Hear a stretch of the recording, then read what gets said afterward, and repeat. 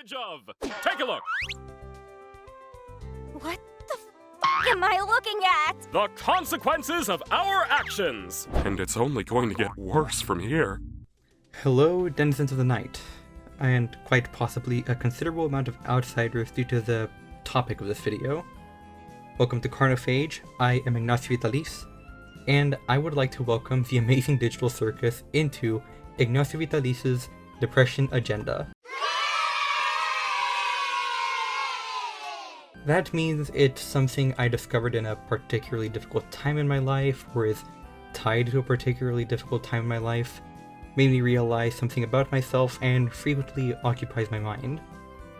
An understated principle of this channel is that I want to talk about things from a creative angle, a good example of that being my video on the painter.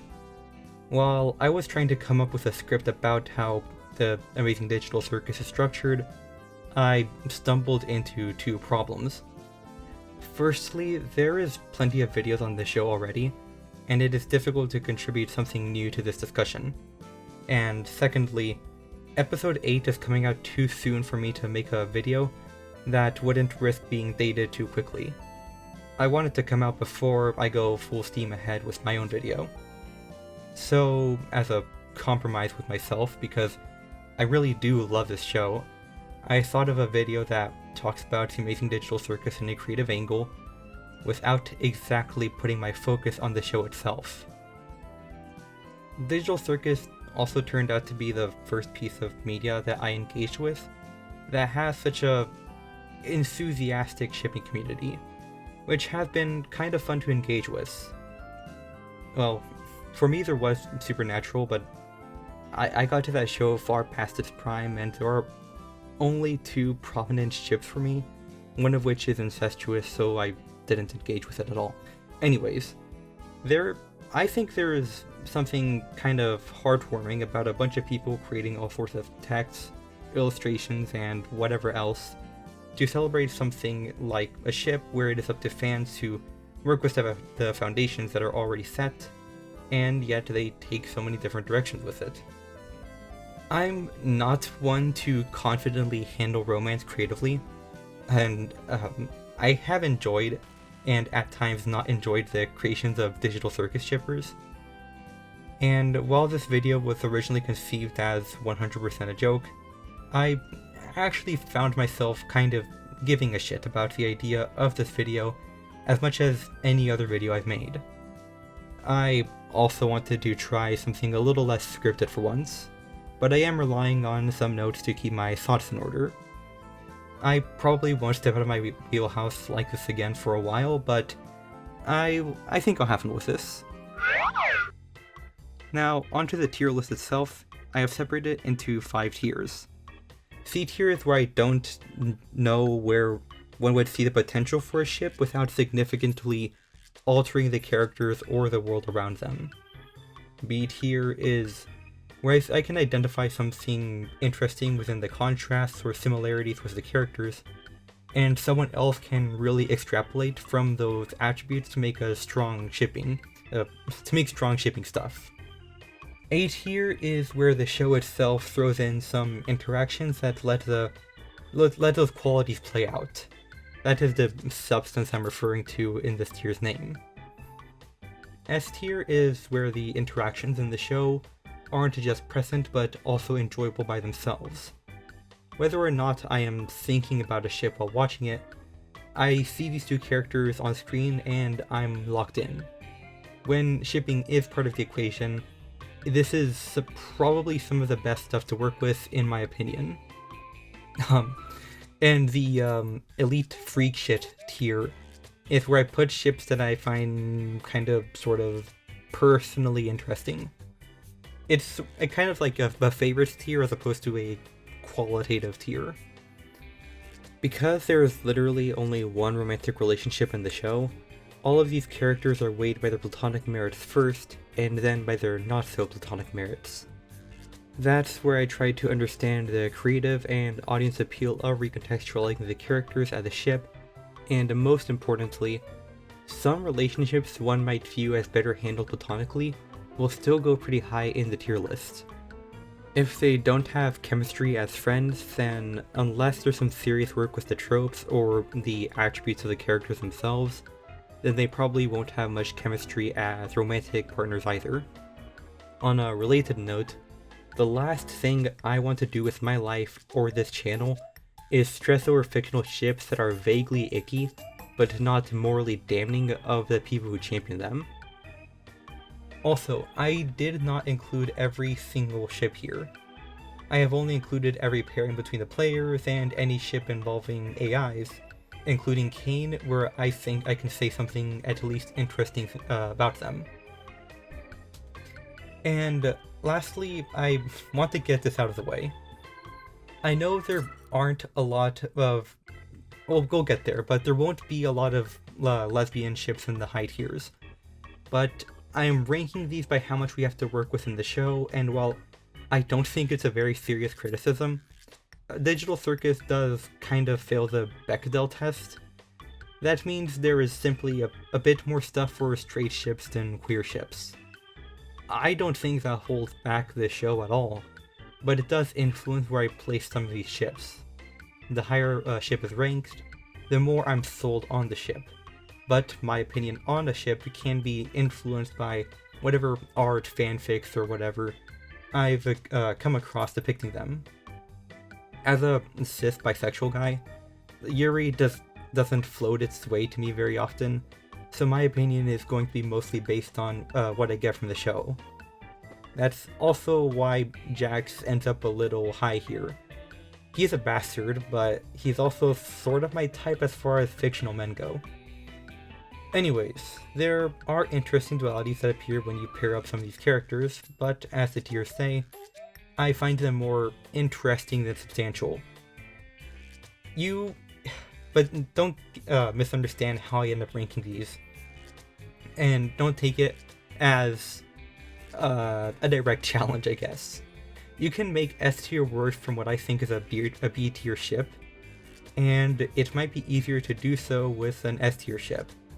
With that said, don't settle for something easy if that's not fulfilling, and if the idea calls to you, write a Pomni Exubal fic and put your heart into it. It deserves the love creation no less than any other ship. I might as well just say it here, I don't actively dislike any of the ships that I'm going to talk about here.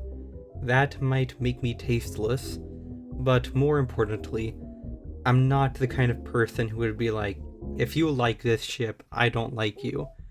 That's stupid, that's not worth stressing over. I feel like saying anything is beneath me is kind of arrogant, but some things are kind of beneath me. And with all of that, I'm gonna drink a bit of water and I'll get started. Firstly, there is Ragatha X Kane, aka Bowtie. Hey! I didn't say anything like that! Come on, guys! You know I'm just here to have fun. I just want everyone to be happy. And I don't want people to hate me. This is the first thing I'm putting in B tier. It'll be apparent it's a mid B tier one. These two characters have very different kinds of energy, but they both want to make everyone happy.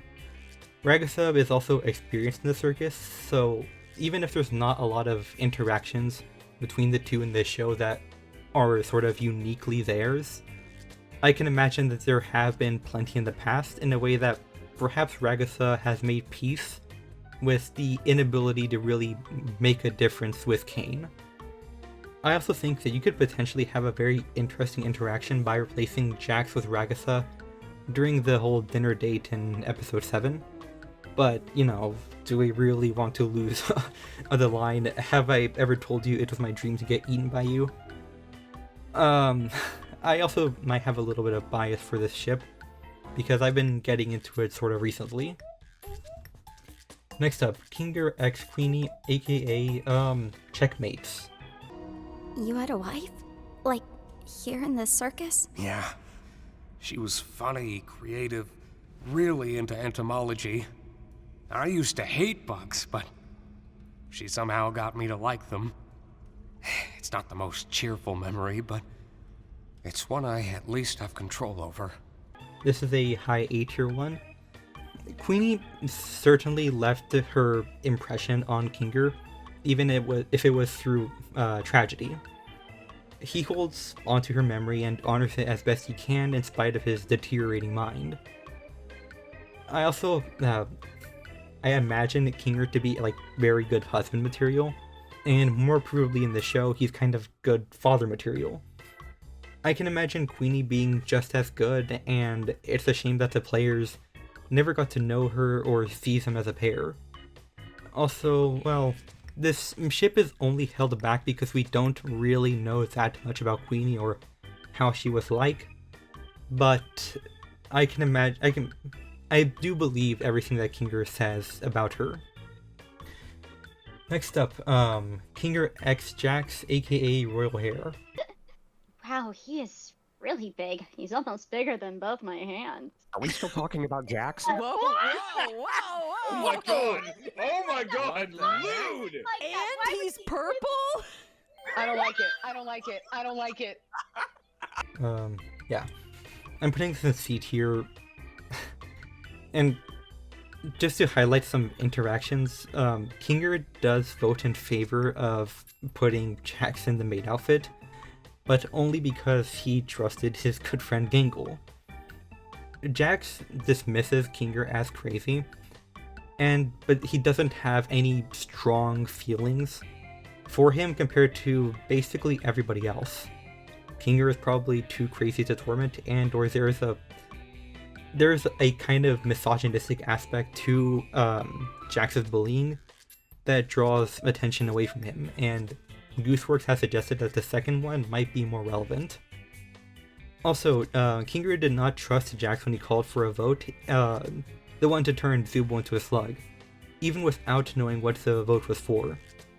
I don't think that Kinger hates Jax, and he probably actually knows why Jax is the way he is, but he also does definitely see him as like mischievous. I also can't imagine a heart-to-heart between the two going well, like the ones with Pomni and Ragasa and Kinger. Especially before episode 7, and even afterwards, I'm not confident it would go well. Also, I feel a little let down that in episode 6, when Ragasa mentioned that she didn't want Kinger and Jax on the same team, she doesn't actually say the reasoning she had at the time. If she did, we might have actually heard what Kinger thinks about Jax. On a final note, this ship is probably neat if you want to see Jax get nommed by a guy for a change. It's the only gay pairing where one of the guys has a patriarchal appeal. Okay, next up, Ragasa X Jax, aka Bunny Doll. Jax, I hate you, but I don't want you to hate me. Is that weird? So, what do you want me to do? Love me? Don't be stupid. You're embarrassing yourself. And then Jax kisses Rag. Oh my god. I'm putting them in high A tier, above Kinger and Queenie just because we have more substance here. This ship is very popular, but I think there's a difference between how much I see in this ship and how many people see something in this ship. You can make S tier stuff from an A tier ship, which is the case here, and I also see the case for just putting it in S tier. So this whole relationship has been very tense, definitely due to events that took place before the pilot, and then it worsens throughout Act 2, episodes 4 through 6. Some people have headcanoned that Ragasa took the photo of Jax, Cosmo, and Ribbit, which wouldn't surprise me as it would either be her, Kinger, or even Gangle. It could have been a timed photo, but that's the most boring answer. These two characters are also the only ones that are actively rivals, and there's even this moment in Stargazing when Jax is immediately agitated when hearing Ragasa's voice. This automatically makes it a strong ship to work with, whether it's handled as enemies to lovers or friends to enemies to lovers or enemies to lovers who are also enemies. To speak a bit more about that stargazing scene, when Ragatha says that Jax doesn't have friends anymore, I wonder if she was also talking about herself growing distant from Jax. I do believe that they were always very different people, but it's clear that their relationship is at a low point in the show, and there's a decent chance that it was better in the past. Also, later, Jax has some kind of undefined and negative reaction upon hearing that Ragatha was raised by an abusive mother. I'm not sure if it's guilt or pity, but he was certainly uncomfortable, and his feelings weren't strong enough for him to change his treatment of her. Something I haven't seen posited too often is that in episode 5, I believe that Jax deliberately gets closer to Pomni to get back at Ragatha for her clumsy remark, as stargazing is followed by the bar where Jax tries to make Ragatha uncomfortable. If my bit of speculation is correct, then by identifying her starved desire to feel wanted, Jax probably understood Ragatha better than she understood herself until episode 6. Of course, he uses this understanding to be cruel, even after Ragatha opened up about her mother. But looking at the two together, like actively what we see, if their bickering was less sad, I might feel a bit more for the ship, but I think some would consider that a plus. For me, that's what prevents it from being enjoyable by itself. A version of myself with marginally different tastes would probably put it in the top half of S tier, but doing that here wouldn't be honest to myself. And I doubt it will happen, because we're on a supposedly darker part of the show now. But I do hope these two reconcile to some extent. We'll get to Jax and Zubul, but that's a ship where you kind of want like Zubul to kill Jax, but this one, whatever is unsaid here appears like so tragic that you kind of don't want that to happen. Also, it's a decent choice for a Switch Jax. So, editing Iggy here, I would like to cut in just before finishing this section, because I've recently caught wind of the opinion to treat this ship as romantic, but rather than as active partners, to view them as exes instead. And you know what? That way, I actually dig it a lot more. Next up, Pomni X Kane, aka Showtime. Well, it's possible. Did somebody say adventure? No. I'm putting this in C tier, and this is an ancient, very venerable ship. And from Act 1, they're very different personalities and energies really contrasted with one another in a way that got a lot of focus. I don't have much to say about it though. It's this wacky guy and their anxious straight man isn't a bad dynamic. I think it's good in the show. But I don't see it sizzling. That's kind of all I have to say about it. Next up, Zubul X Kane, aka Surprise Show. It's a name, I guess. What happened last time? Was that the one made for me? There was this awful, horrifying angel head thing, and when we tried to fight back at all, we got sent to hell where evil souls tried to infest our bodies. It was bad. Why did you think I would like that? This one is going in the middle of A tier. This is a very, very a rare ship. A rare pair is the more cultural term, I suppose. But I think it can be interesting. I sort of think of Zubul as an itch Kane can't scratch, and you can also maybe take Kane as a hopeless romantic, and that's a good start for how this ship might be able to play out. the problem is that Zubul is also kind of one of the few things that actively angers Kane, even if he's capable of immediately canning it. Also, Zubul never has the patience for Kane and his antics. Whether that's a positive or negative thing, I'll leave to you. I also do think if you want to play Kane as a kind of hopeless romantic, he did build the entire second, more mature pass of the Mystery of Mildenhall Manor with them in mind. Also, and then Kane did put them in a position to be his therapist, and of course that didn't go anywhere because Zubul doesn't have the patience for Kane, and Kane... Well, honestly, we don't really know how Kane performed as a patient. And with episode 6 in mind, Zubul probably wants Kane gone and their regular life back, but if that isn't achievable, they at least want Kane to make at least slightly enjoyable adventures, like the Spudsies one. Also, I do think that if you want to see this ship, episode 7 is like probably a worse fumble than what's going on with this next ship here. Now, Jax x Pomni, aka Funny Bunny. We did it! We make such a good team. This one is going about in the middle of S tier, and I have a lot to say about this one.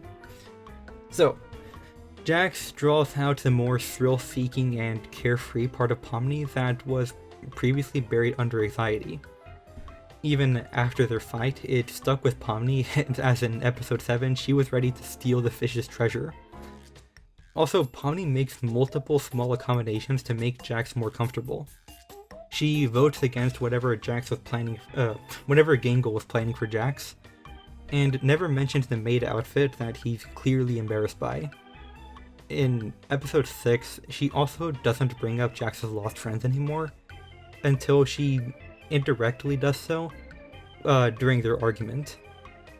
She also never talks about his relationships with Ragatha or Gangle, and this culminates in Pomni taking the sharp teeth of evil Pomni, which she noticed that Jax was more comfortable around.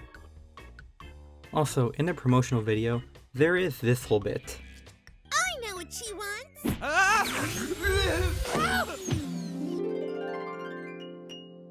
Oh, what kind of a sicko are you, Pomni? What the f is going on? Note that Pomni doesn't refute Gangle here, though non-canon, it's fuel nonetheless. Back to the actual episode 5 and the softball game at the end, Pomni seems to lie to Ragatha about her reason for passing up her turn so she could keep talking to Jax. However, I think that Pomni not wanting to disclose that she doesn't like sports to Ragatha so that she wouldn't hurt her feelings is an equally valid interpretation. Going into the next episode, Jax is the only person Pomni has extended a physical display of affection towards, while Kinger in episode 3 and Ragatha in episode 7 extend a hand to her first. Jax even reciprocated her hug for like less than a second, before every part of his self-destructive mind crashed in on him. But for Pomni, it was one of the very few times she felt happy to be herself around one of the other players. Also, I think that starting in around episode 4, Jax gets close to Pomni as she's the only person who has less reasons to judge him, and he wasn't in a position to really do any of his bullying. Some more interesting observations. In President Pomni, it seems like a very roundabout way for Jax to learn more about Pomni. And also using the note in episode 7 as reference for how Kane writes, we can safely assume that Jax wrote the briefings for the adventure, which includes stuff like, we only see Kingers, but it's stuff like don't embarrass the president with an angry emoticon. Some have also interpreted the Australian extremist bit as a way to kind of use Pomni's no liking of Gummy Goo to get closer, but Glitch Productions is an Australian studio, and that seems like it's almost like too good as shipping material for me to actually believe it. To get back to episode 6 and focus on one specific and very important moment, their fight at the end is what I consider to be the best scene in the series so far. I want to point out how, have you ever thought that this might be what causes people to abstract in the first place? With the context of Act 1's themes, and especially episode 3, it gives away how much Jax was hurting her in that scene. However, he immediately takes that as an accusation regarding his past friends. This scene is also the only time Jax has ever said any kind of swear word. Afterwards, during the Favorite Character Awards, Jax nearly cries over that fight before having his panic attack. If we look at abstraction as suicide, which is a common and well-founded reading that can apply strongly to Jax's case, the fight was so bad that he was basically ready to kill himself over it, but I don't see why it can't also be interpreted as Jax reaching out to Rivet's hand, which suddenly decided to show up in his room. On a related note, and to focus more on Pomni for a bit, her attacking Jax was I believe that it was primarily an impulsive act of retaliation, because I don't think you jump to strangling somebody out of rage as part of a strategy where the other person is supposed to come out liking you more. However, it was also in response to the contradictory ideas of, if you died, I would forget about you, and that was a joke actually. Neither of which makes sense if he was meant to be the funny one, and the latter of which can reasonably be interpreted as Jax giving away that he actually cared about Pomni. Now, to take a step forward from episode 6, I don't know how things would play out differently in episode 7 if there really was no adventure, but I think it's likely that Pomni would have pulled the Jax out of his abstraction before it got to the point it did, if she didn't spend time with Abel and or Ragatha first. I also wonder if what she would say to keep him out of his room, because someone managed to get him to the beach in the first place. I imagine it was Pomni. And for the cherry on top, Pomni tells Jax everything is going to be okay before sending him to King's office. And the complication is when things turned out to be far from okay at the end of the episode. I've said a lot, and I don't think I can fully grasp their relationship in a summary like this, and I never could in a video like this. I have to move on to something else. But I think the only thing that holds this ship back is that Jax himself is a selfish coward with a shitty sense of morality. Anybody who can't acknowledge that is willfully blind to what's going on in the show. Now, from the pinnacle to the pit, we have Gangle X Kinger, aka Royal Ribbons. Did you remember to get my comedy mask? Which is going in C tier. So, Kinger did join Gangle's cat shenanigans in episode 6 while he was completely lucid. Probably because he is a good friend, and while I'm sure he has dignity, I don't think he has a considerable problem with insecurity. He's willing to entertain the little cat game. Also, Gangle did want to reach out to Kinger in spite of Abel's orders and Zubal's compliance with them. That is probably also because she is a good friend, and leaving him out of the adventure is would have been extremely callous. I think they're on good terms, but I don't see this ship sizzling. Fuck, we gotta get a B tier ship fast. Anyways, Jax X Kane, aka Bunny Tease. What you doing there, Jax? Have I ever told you how it's my dream to get eaten by you? That's a weird thing to say and want. I am putting this one at low A tier. Jax and Kane are characters that are both driven by commitment to the bit. but not for its own sake. Jax uses jokes at the expense of others to avoid his own pain and keep distance from everyone else, while Kane uses jokes at the expense of others because that is a part of its paradigm and functions. Jax is intentionally cruel because it's funny, and Kane is carelessly cruel because he wants everyone to have fun. It's a fake jokester meets a real jokester kind of thing. And this ship is sort of carried by its duality, similar to with I guess the Kane and Ragatha. However, these two have actually interacted with comedically romantic undertones, so it's almost like a good joke ship. It also might be carried by this whole scene and Goose's vor fetish, which got a spotlight, and yeah, this scene is kind of why I place it above Bowtie. Yeah, but we're not gonna get beat here one in a bit. This is yeah, Kinger X Zubel, aka Zubler.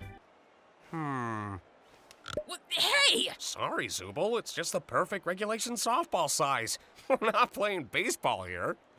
Which is I'm putting in C tier. Alright, so Zubel has demonstrated at least a few times that they don't have the patience to deal with Kinger when he's unstable, and they seem to only know him as his unstable self.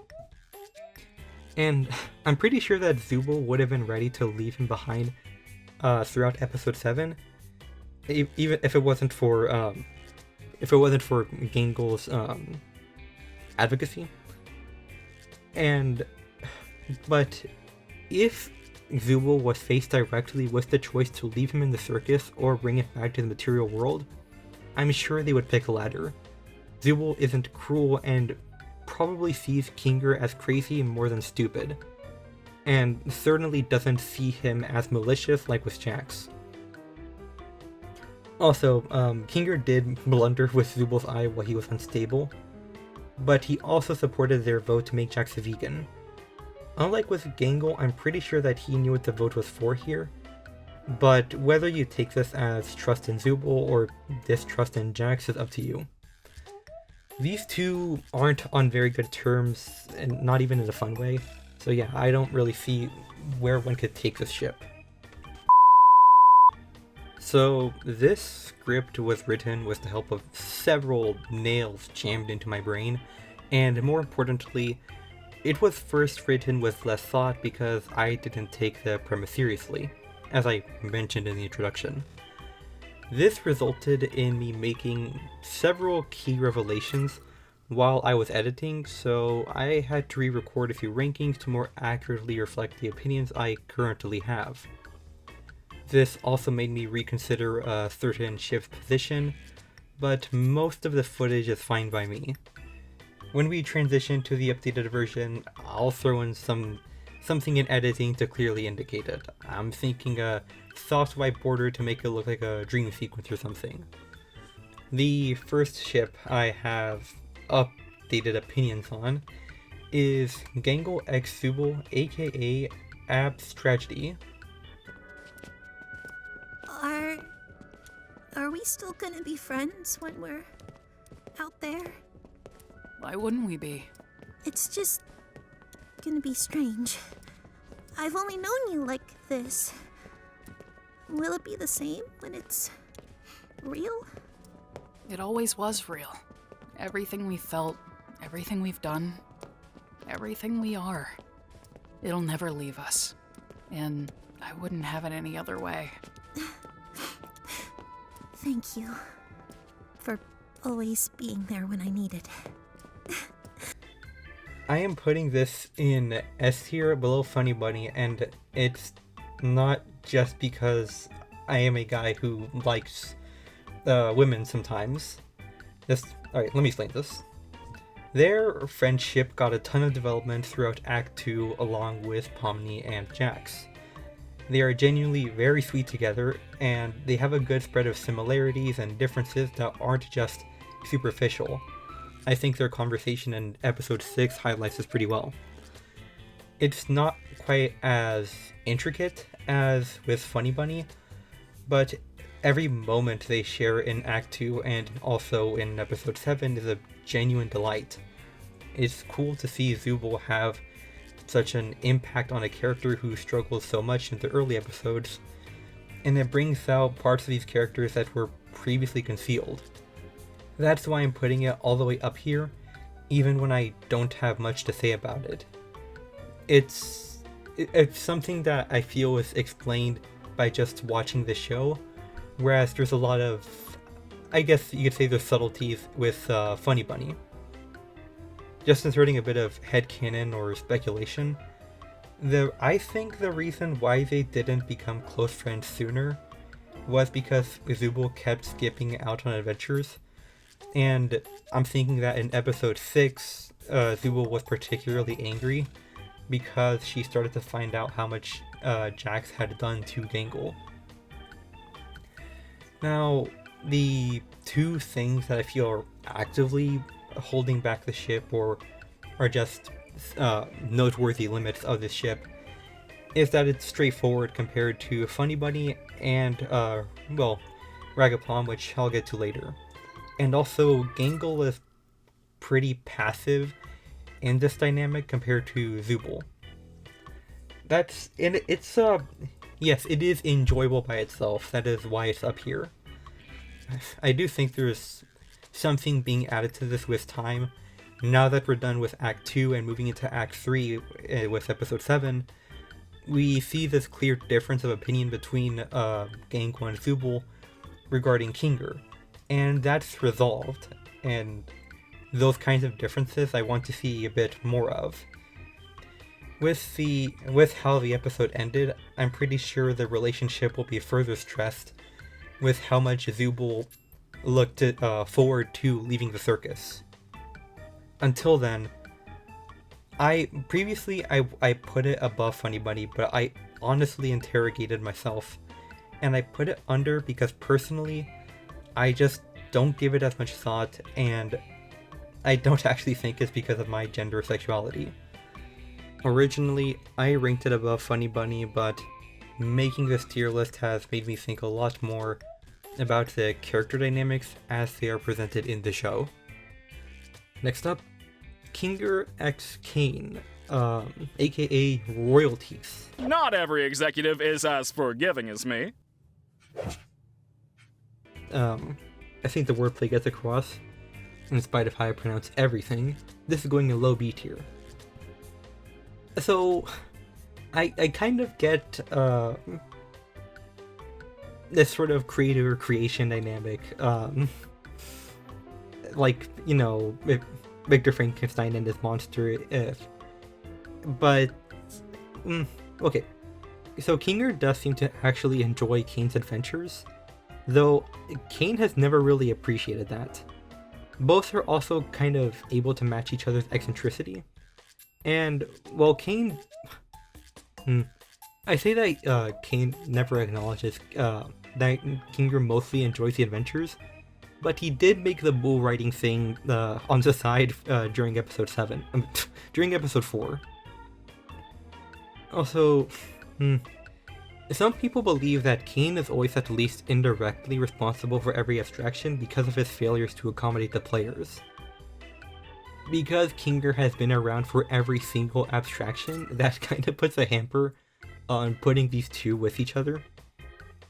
And he did make the Mystery of Mildenhall Manor, which would be a horrifying psychodrama for Kinger if he was both in the mental state to comprehend it and went into it alone. But Kinger did appreciate the Chinese room bit. So this dynamic is kind of complex. I think there's a lot that is unstated, and Kane does know that Kinger had a part in making him. But as for the specific emotions, it might be resentment, jealousy, or even fascination, but none of those feelings have ever taken center stage. So, I think it's low B tier. I really do wonder if we'll get a bit more between these two in the coming episodes, just to have some final revelations about the truth of the circus and whatnot. Next up, Jax X Zubul, aka there is no ship name I'm kind of happy with. So Jax, you're up to bat. I can't, don't wanna, why, look, why this though? Seems fitting for you, though. I figured you'd be into this. What does that mean? What's that supposed to mean? I'm just having fun. I forgot you hate fun. this one is going in high A tier. People are really talk a lot about like checkmates, and it's good, but I don't feel much for it. So I am actually putting it higher. So this is like an enemies to lovers ship if you wanted to cut the meat that we see with Bunny Doll, and my bias for the trope is carrying it here. It's so with how these two interact, it's not like Zubul is immune to being the butt of the joke, but it's pretty great to see them able to bite back against Jax's antics. Zubul also cuts through whatever bullshit Jax says.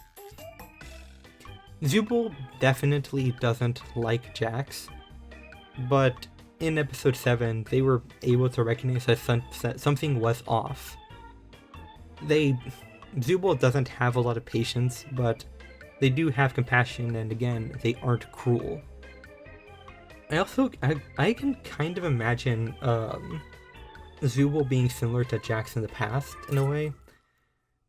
By all accounts, as someone who is not of the identity, there is a lot of reasons to be upset, generally, as a non-binary person in the 21st century United States, and there's a lot to be upset about in the Circus.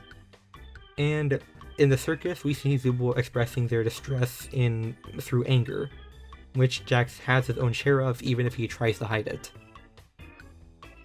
That's where Jax gets this sort of resentful cruelty for Gangle whenever she steps out of line, or for Ragatha whenever Jax feels like being a dickhead. But, you know, Zubul isn't cruel. They're smart enough to know that it wouldn't solve their problems. Also, this is like the top shelf choice for a submissive Jax.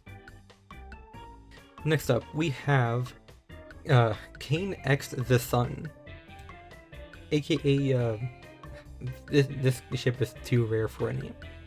Hi, Kane! I'm gonna kill you! What? Why? Yeah, this is going in low A tier. Next up, Kane X the Moon. This is aka Bluetooth. They look happy. They do, don't they?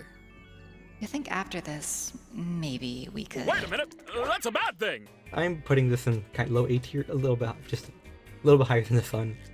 So, the Moon presents Kane's one definite chance at unconditional love, and maybe even an opportunity to talk about his feelings with someone who also cares about the players. And yet he pushes her away at every chance because he's so caught up in his own mind, refuses to feel discomfort, and craves the affection of humans more than anything else. It's like a bite-sized tragedy. Oh god. Next up is Jax X Evil Jax, aka Jax Fest. Hey guys, I hope we all have a fun game, no matter who ends up winning. I want to kill that guy. Yeah, it's going all the way up here. This is a YouTube video, it's not a business meeting or whatever, but I'm trying to have a little bit of decorum. If one, okay, and see something interesting about this. If one interprets the evil variants as repressed aspects rather than direct opposites, it would explain the conflicting emotions Jax feels while in the maid outfit. Also, it's pretty good if you want Jax in a top or switch role for a change. And Evil Jax's existence is like a rage-inducing embarrassment for Jax, which makes him a really appreciated addition to the show. Biggest drawback though is that every time I engage with anything Jax related, the room for one more? video like flashes into my head. Next up, we have Ragatha x Pomni, aka Ragapom, but Button Blossom is also apparently a pretty common name for the ship. The game show was secretly Ragatha the whole time, getting her revenge for being left out of this route completely? Wow, Ragatha, Pomni ignores you once and you decide to eat her and dissolve her. That is... Hey, you know what? Sometimes when you're really, really gay, you just have to make a threatening game show so that people know that they should love you back! This is going all the way at the top of S tier. There we go.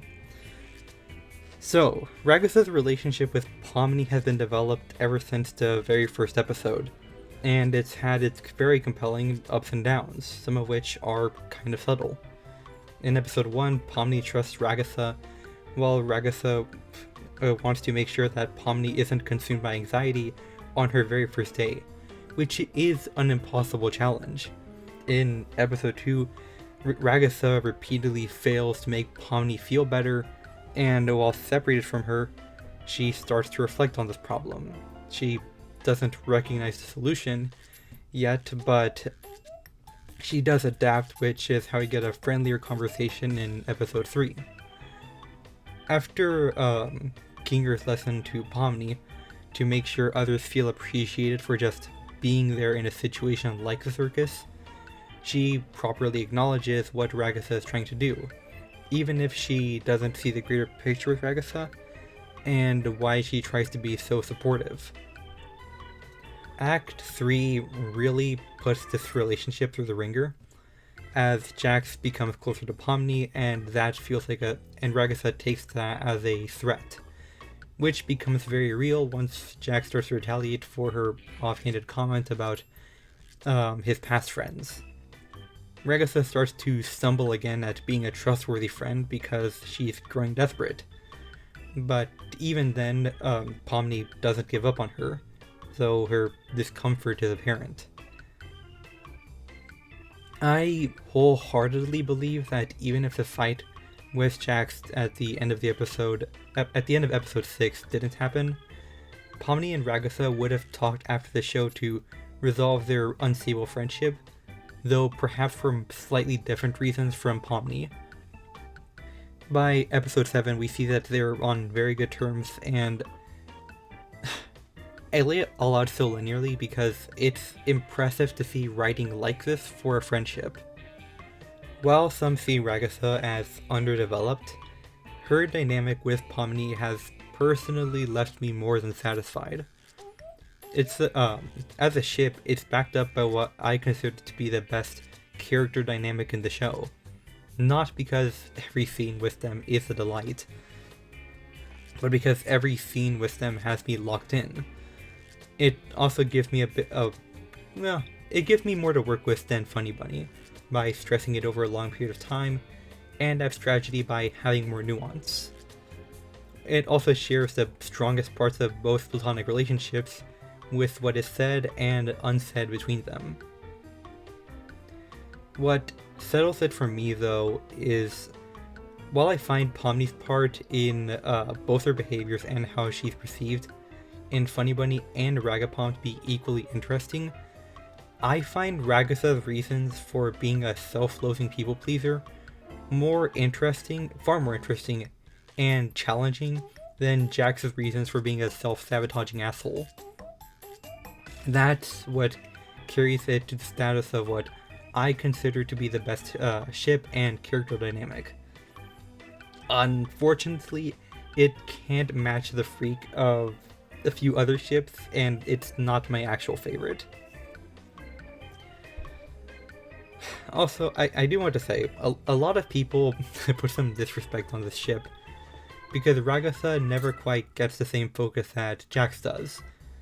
But her development is spread across the entire show so far, with the big kind of like oh shit moment coming in episode 5, which explains a lot of her behavior and beliefs. The same is done with Jax in the same episode, which is probably why some people forget this. She also never really has a single big scene between herself and Pomni like the ones between Pomni and Jax or Gangle and Zooble. but to me, that's made up for with the numerous scenes throughout the entire show. But I will say what I think is the biggest thing holding it back is that we never see the talk after the show, when during the entire first part of the episode, it was so clear that the two have been avoiding a difficult conversation regarding their relationship and Jax. I know 6 is the longest episode so far, but it's a letdown nonetheless, and it would be the perfect setup for that kind of single big scene I talked about earlier. Now, next up, we have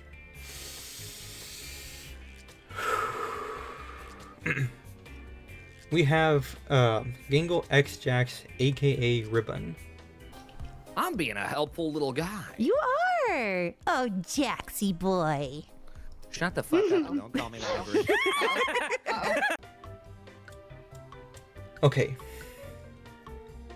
It's not easy to talk about a bully victim pairing positively and not sound like a deranged maniac, but until I make it very clear, this channel is generally not about ethics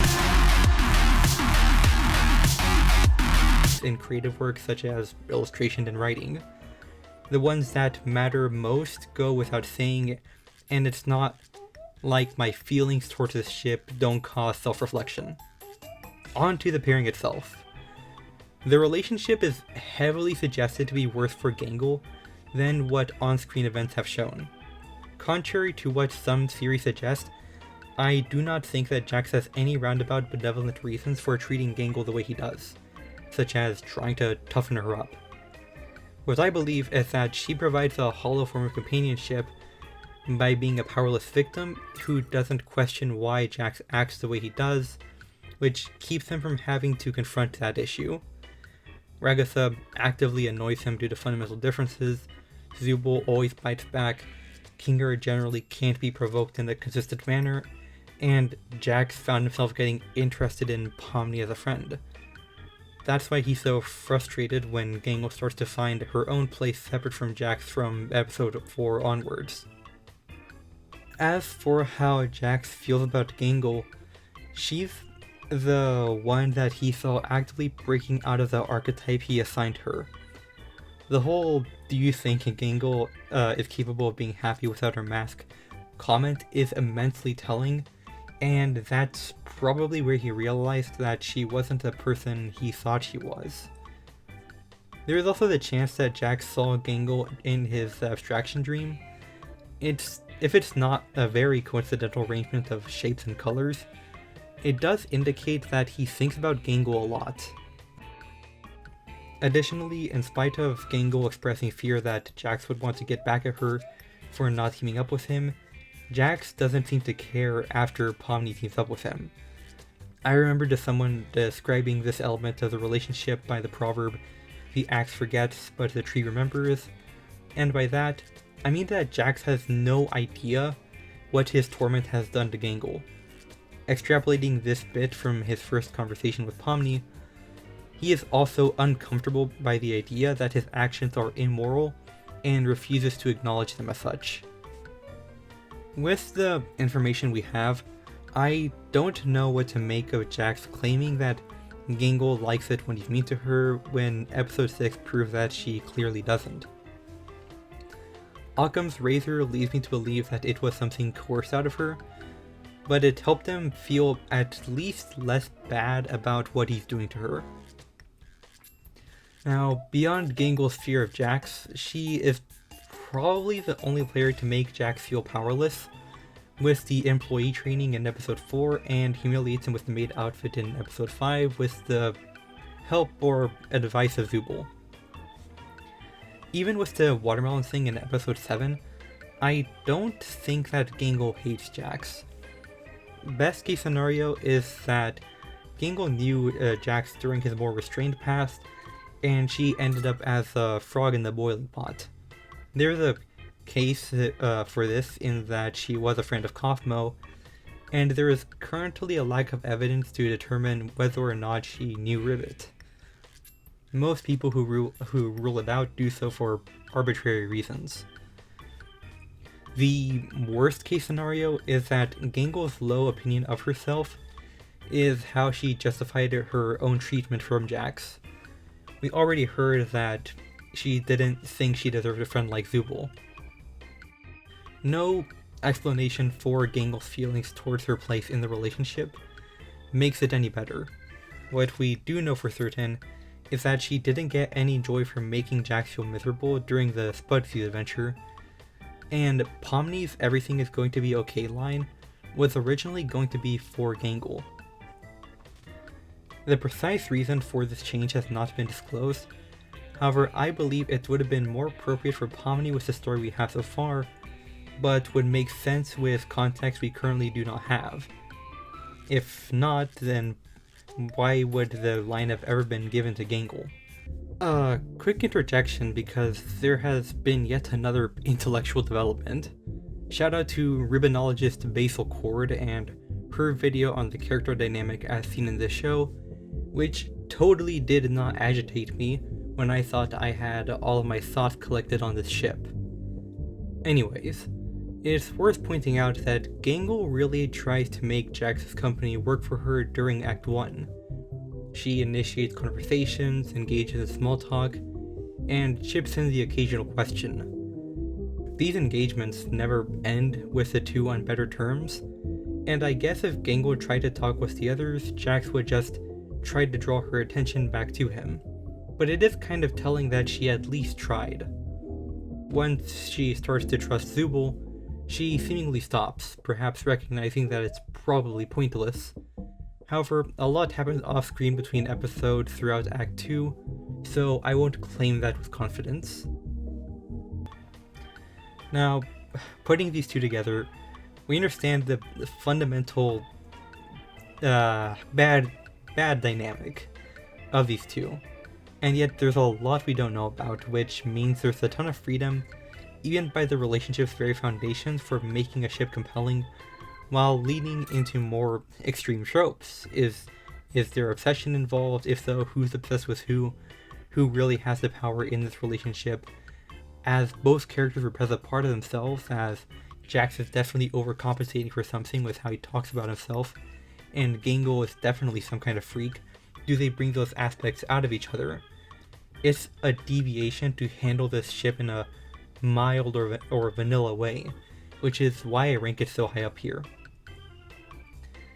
And I've seen some people say that they prefer shipping these two by isolating their personalities from their actions. However, to me, that's like demoting an A-tier ship to a B-tier ship. When factoring in what we see in the show, I find it infinitely more compelling.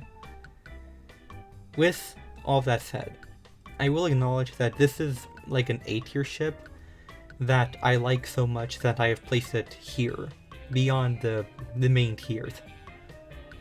Conceptually, I'd say it's pretty similar to Bunny Doll, but without disrespecting the efforts that has gone into fleshing out Ragatha, I find this one to be more sad and involves two of my favorite characters. I talked previously about my superficial interest in Jax. I think I've given away that I do really like Jax when talking about Funny Bunny, and I find Gangle just to be a lot of fun as a character, though. I've mostly understand her through the lens of Zubul and Jax. I want to have a greater appreciation for a character that I really like, but time will tell. Next up, we have Pomni X Kinger, aka Royal Court, because, you know, King and Jesters. You're very strong, Pomni. And I know you'll be able to get through this. Just hold on to me.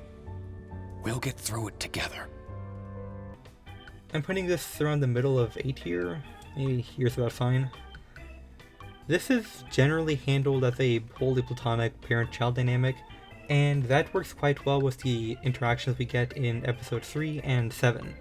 So we have substance, that's why it's up here. In the initial recording, I regrettably spend more time defending this ship than actually talking about the dynamic as seen in the show.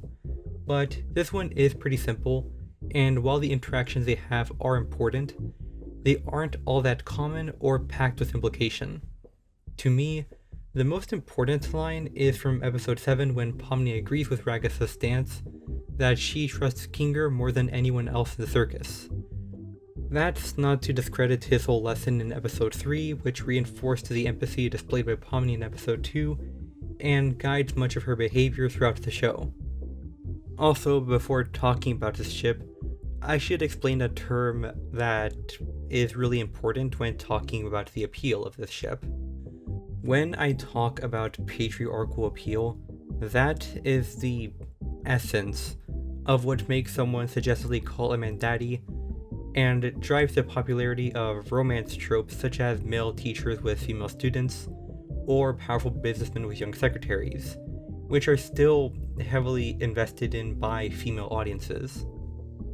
Now, before you roll out Freud's corpse, the appeal of a patriarch primarily comes from the admiration of quote-unquote masculine qualities attached to someone with power that they are willing to share. I will also acknowledge that this whole theory hinges on the destructive and exploitative social patriarchy that is pervasive in the real world and influences our art. With all of that said, Kinger works as a patriarch because he has quote-unquote masculine qualities, such as wisdom, sincerity, perseverance, compassion, and most importantly for this term, seniority. Kane and Jax are both depicted as men but lack basically all of these qualities, so they don't make for potent patriarchs. Now, back to defending this ship, because the discussion around it kinda sucks. In less than platonic depictions of the relationship, some people like to see younger women with older men. That's pretty traditional. I get the appeal from the male perspective, and many women have spoken of what they see in that kind of fictional relationship. I'm not going to get worked up if in these fictional works, the man having a patriarchal appeal is part of the relationship, even if it's pretty taboo for current generation younger audiences. Real people dig that, and so long as it isn't straight up incest, and there isn't a grooming thing going on, there's nothing wrong with that. Also, some people who push this ship have like a weird, Pomni needs a real man like Kinger, not an impotent jerk like Jax. It's a whole thing, and it's kind of funny, like from the outside looking in. And as a note for the other Kinger ship that I also rank highly, oh, there's only one Kinger ship. Yeah. I think a widower moving on to another partner is as justified as them staying single. I don't understand why some people think that a widow moving on is a moral failing or a sign that they were anything less than loyal to their deceased partner. We're not ruining Kinger or whatever by pairing him off with someone other than Queenie. People just headcanon Kinger as being too loyal to Queenie and assert it to make other people feel weird about shipping him with anyone else, as if that isn't as much a manipulation of his base character as making him romantically interested in anyone else. More than any other reason, we don't know if he would move on from Queenie to another partner because that's not important in the show. A lot of people do something similar by labeling Kinger as a father figure to shut down conversations, as if you can't do something similar with most other ships by labeling them as parent-child coded or sibling coded. I sort of understand how someone could feel when they see a relationship they saw in one way depicted in another, and that makes them uncomfortable. But that's not an excuse to be an asshole, which I've seen sometimes. Now, finally we get to pack the beat here up a bit. We have Ragatha X Angle, aka Ribbon Rags. I'm sure Ragatha would like to help you out. Oh, Ragatha.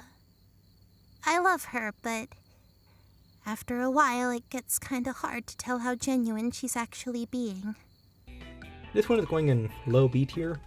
By all accounts, Ragatha has only ever been kind to Gangle, at least while sober. However, it is also established that Gangle is too timid to address her issues in conversation. It took a good bit for her to feel comfortable with Subal to have a conversation like the one we see in episode 6. And between episodes 4 and 5, the information we get from those episodes, Gangle knows that Ragatha's cheery attitude is a facade, but she doesn't hold what she said while intoxicated against her, and I don't think that's an exceptional amount of kindness from Gangle. She recognizes that it's a facade, but it's not for something like, it's not something more sinister, it's something more troubled. Additionally, in episode 4, Ragatha's comment about Gangle's happy mask is what caused her to start spiraling and leaves her feeling defeated. I think there was something particularly painful about hearing those words from Ragatha. Now, what I find these most interesting when putting these two characters together is that Gangle does in episode 4 what Ragatha had been trying to do this entire show and went overboard. They can't. Neither of these characters can make the others like them more by being consistently positive and neglecting their own desires while lying about how they feel. With both of them, it's kind of obvious. I find the parallels pretty interesting, but it's really only episode 4 where they have substantial interactions. So yeah, it's going in B tier. Next up we have Pomni X Gummy Goo, aka Funny Gummy. Yeah, okay. Are you, hi! You alright, miss? Yeah, I'm fine. I'll call your order when your name's ready, yeah. This is going in low S tier, and, well, yeah. Don't think low S tier as, like, it's still S tier, come on. So, while we only have 2 episodes to work with, I think there's a lot that can be said about the relationship between these two characters. In episode 2, Pomni and Gummy Goo empathize a lot with each other in a moment of isolation, and this is Pomni's first two-sided friendship in the series. She is also clearly distraught by his destruction, and this is certainly part of why she broke down in episode 3. Episode 4 is kind of weird, as Pomni's initial reaction to Gummy Goo barely feels like platonic interest in contrast to the big no romance statement from Goose. However, the whole thing is kinda doomed and ends on a very melancholic note, as Pomni recognizes that she needs to be there for her fellow players who will always be around her, and pursuing Gummy Goo's affection would be selfish. She did say that she doesn't want others to feel like they're nothing, so it would be hypocritical for her to put Gummy Goo through an existential crisis again, which she almost did when she called him by his name. It's also interesting to think that each character kinda has a big unique personal tragedy that's tied to them, which they may or may not have moved on from. Ragatha has her unsatisfying and decaying friendships with the other players. Jax has his past friends, Gangle has her abuse from Jax. Kinger had Queenie's abstraction, and Subal has a body that took her a long time to come to peace with. I guess Pomni's ordeal was Gummy Goo, which she moves on from by trying to be there for the people who would stick around. It wasn't the worst situation at all, but it definitely wasn't pleasant, and she still learned something from it. Now, the whole thing is kind of sad because Gummy Goo has both empathy and doesn't play at being any kind of paragon without the self-destructive complications of players such as Jax and Ragatha. They probably would have been great together in another life, but Kane blew up Gummy Goo. The circus might really be a special kind of hell to put anyone in a situation like the one Pomni has with Gummy Goo. most works handling this ship emphasize the doomed element of their relationship, which makes it strangely compelling for me. At this point, I can only imagine Gummigoo showing up in the show to make Pomni feel like shit more, so I hope the story with these two is concluded.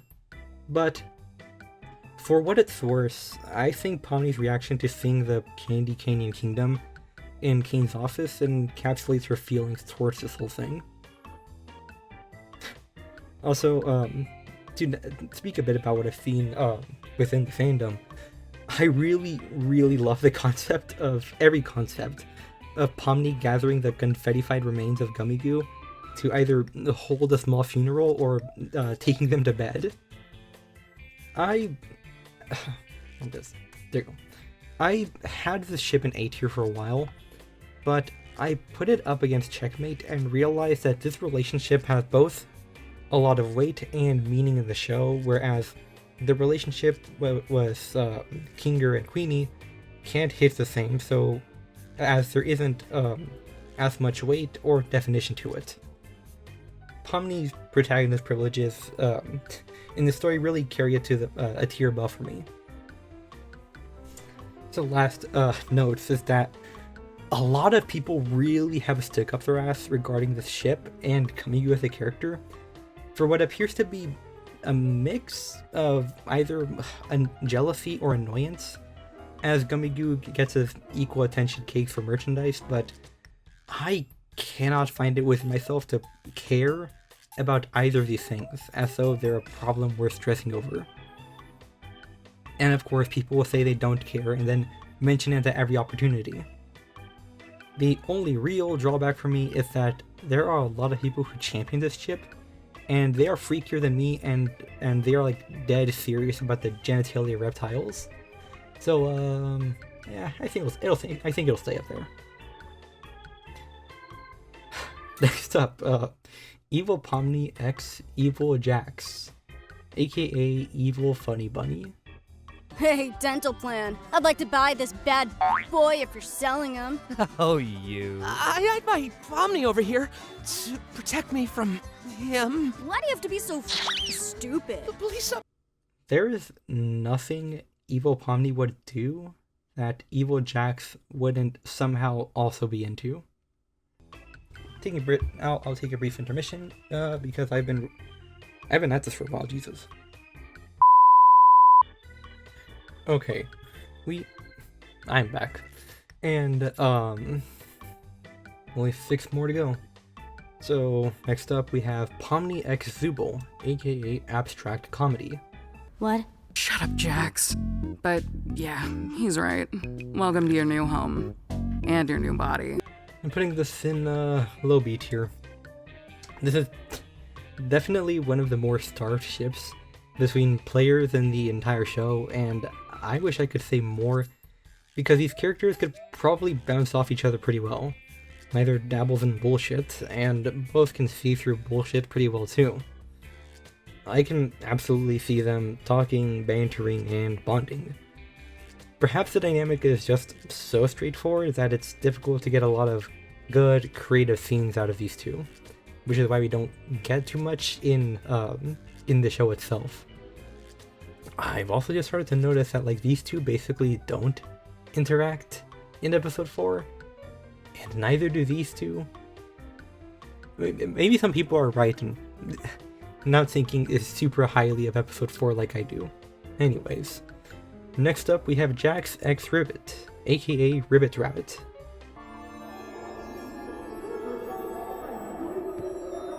Hey, you alright? I'm great. I'm putting this in about the middle of B tier. We currently know less about Ribbit than Queenie, other than it's likely she had her own kind of mischievous streak. It's clear that she left her own impression on Jax, which is more complicated than whatever he feels towards Kaufmo. Much like my opinion on the upcoming episode 8, it could be interesting. Next we have Gangle x Pomni, aka Scaredy Lovers, which might need a bit of a rebrand soon. You know, I can close for you if you want. Huh? If you want to get out of here, you can. You don't have to be stuck here alone. I can handle closing. Would that be okay? I think so. You should go home and get some rest. This one I'm putting in also in low B tier. It would be really nice if the show kinda stopped pretending as if the conversation between the two at the end of episode 4 never happened. But Gangle did trust Pomni to help her find Zubul in episode 7, so I'm sure they're talking plenty while we're not looking. Anyways, Pomni rebuffs every attempt by Jax to have her join in his torment of Gangle in episode 5. Also, both of these have anxiety issues, so Pomni has largely lost her fear of the circus situation, while Gangle's anxiety is a lot more internalized. As some people have pointed out in discussions I've seen, it's a little difficult to imagine what these two would talk about, but I imagine they have some overlapping tastes in media such as games or anime. They're also like very close in age. The shortest age gap probably is between these two.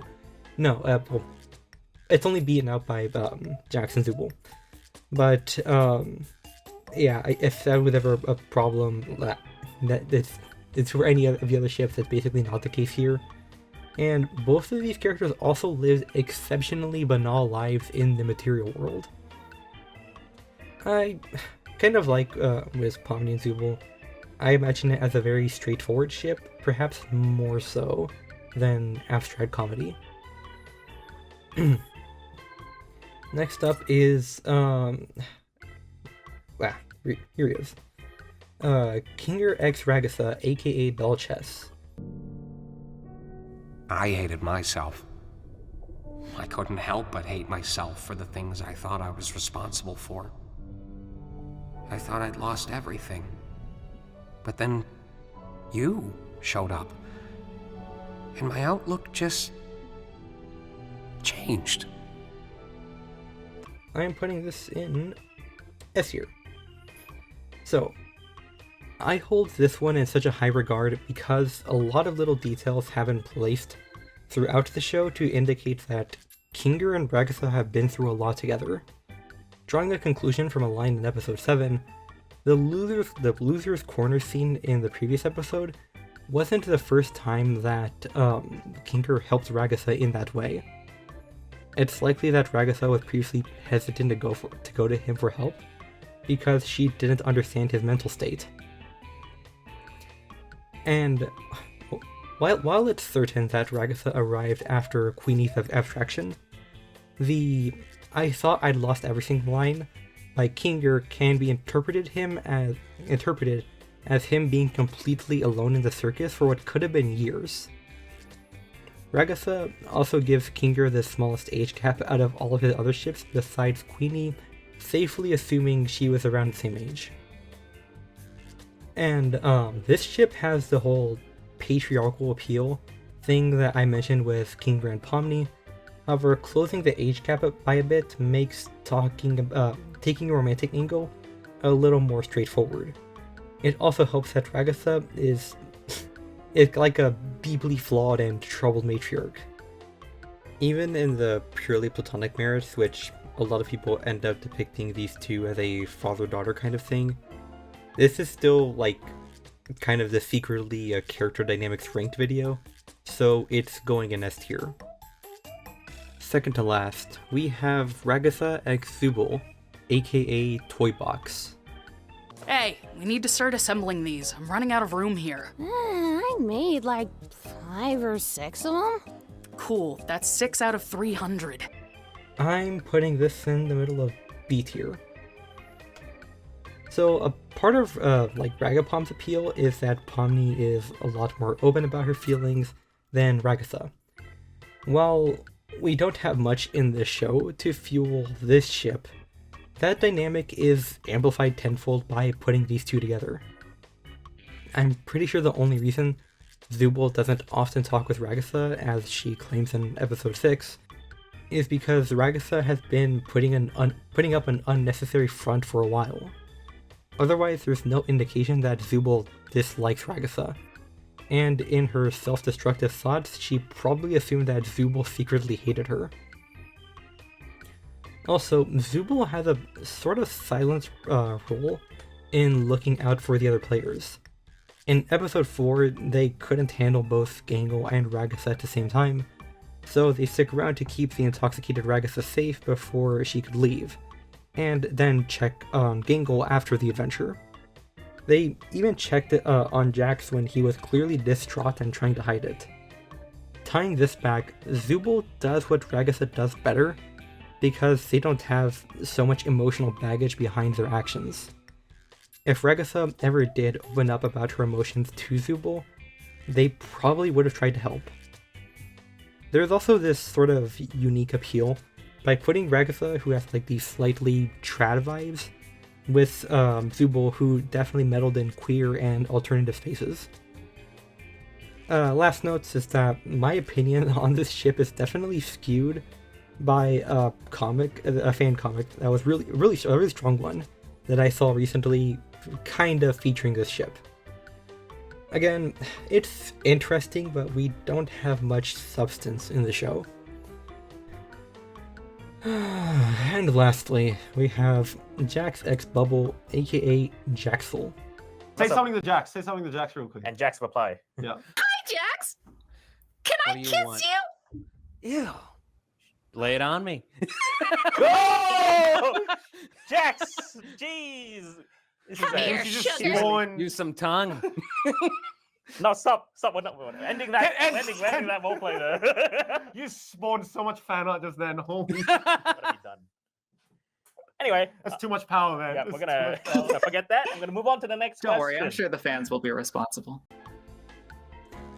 This is a roundabout way to ship Gooseworks and her favorite character, which is extremely respectable. And with all of that said, that is my tier list ranking. Tier lists are so 2022-2023, but that is my tier list ranking. Agree, disagree, have your own opinion. If you asked me what are the most interesting ships to get into, or what are my favorite ships, whatever I say is probably going to echo what you see here. For the time being, that's all I've got to say about the amazing digital circus. I'll probably make that video I talked about at the beginning of this one sometime after episode 8 is released, if not afterwards, if not after episode 9 is released. Subscribe for videos that are going to be very different from this one. More stuff on the spooky to strange spectrum, typically related to the World of Darkness, and some other stuff like, I don't know, 40k for example. You can follow my Blue Sky for irregular updates on videos, unrelated projects, and misadventures. I have been Ignacio Talis, and I hope you have a good, dare I say, amazing rest of your day.